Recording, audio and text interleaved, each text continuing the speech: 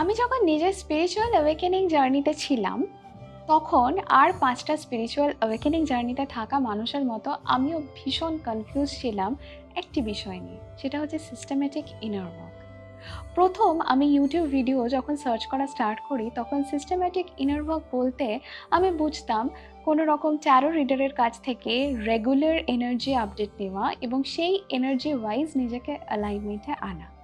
তারপরে জানতে পারি স্পিরিচুয়াল অ্যাওয়েকেনিং জার্নিতে সিস্টেম্যাটিক ইনার ওয়ার্ক মানে হলো কোনো রকম ম্যানিফেস্টেশন টেকনিকের মধ্যে যাওয়া বা কোনো রকম একটা মন্ত্র চ্যান্টিং, মেডিটেশন, এই ধরনের একটা রেজিম ফলো করা।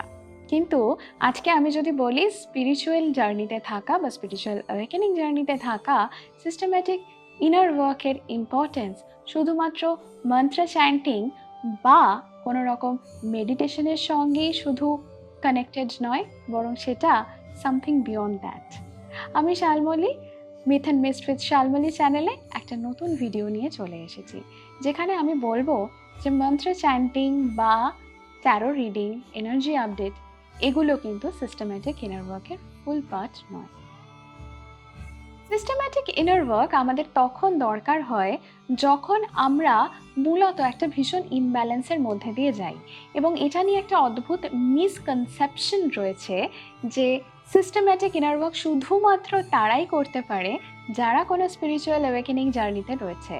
বাট এখনকার যুগে দাঁড়িয়ে এরকম একটা ডেইলি হাসলের মধ্যে দিয়ে যেতে যেতে আমাদের কিন্তু সিস্টেম্যাটিক ইনার ওয়ার্ক করাটা প্রায় প্রত্যেকটা মানুষের জন্য জরুরি। কারণ সিস্টেম্যাটিক ইনার ওয়ার্ক অ্যাকচুয়ালি একটা মানুষকে তার নিজের বডি, মাইন্ড, সোল অ্যালাইনমেন্টে আনতে হেল্প করে। সে কোনো স্পিরিচুয়াল জার্নিতে যদি থাকে তাহলেও হেল্প করে, সে যদি কোনো পার্টিকুলার স্পিরিচুয়াল অ্যাওয়েকেনিং জার্নিতে না থাকে, সে যদি কোনো একটা অন্য ফিল্ডের প্রফেশনাল হয়, তাকেও হেল্প করে।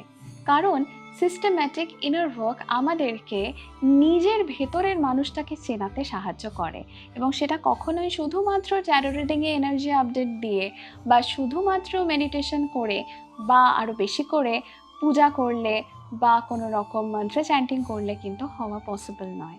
সেটা একমাত্র হওয়া পসিবল কোনো একটা প্রপার মেন্টরের আন্ডারে নিজের বডি, মাইন্ড, সোল ব্যালেন্সিংয়ে আনার জন্য।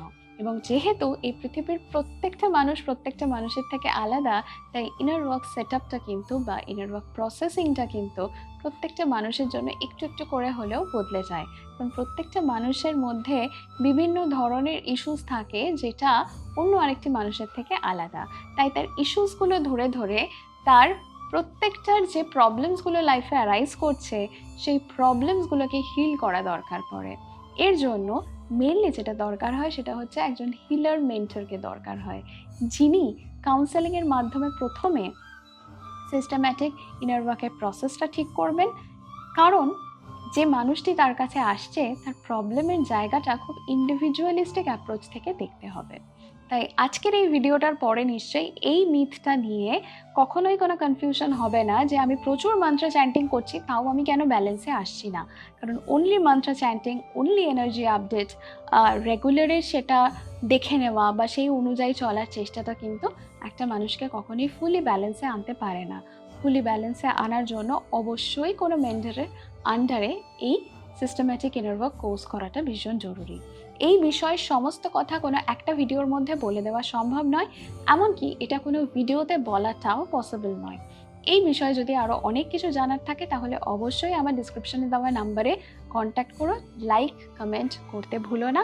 কমেন্টে জানাও তোমাদের এই বিষয় নিয়ে আর কী কী কোয়েশ্চেন আছে, আমি সেই অনুযায়ী আনসার দেওয়ার চেষ্টা করব অন্য অন্য ভিডিওগুলোতে। আর আমার ভিডিও যদি ভালো লেগে থাকে তাহলে শেয়ার করতে ভুলো না। আর মিথ অ্যান্ড মিস্ট শালমলীতে যদি এই ধরনের আরও অনেক টপিক নিয়ে কথা শুনতে চাও, তাহলে এই চ্যানেলটাকে কিন্তু সাবস্ক্রাইব করতে ভুলো না।